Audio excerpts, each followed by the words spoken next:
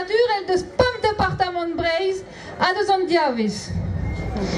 O zelet ouzor maom, a gwelout a ran ez eus Breizh anei. Ez eus ur raktres hag un dazon gant Breizh a c'hwi zo dou gant eo. Hag o nuiver huel amañ, a ziskwel pegen kiriek e a vreton et deus an dazon. Evit treuskaz diz evana dur da reiaouank a lakat da vleunian tout di bare digejo.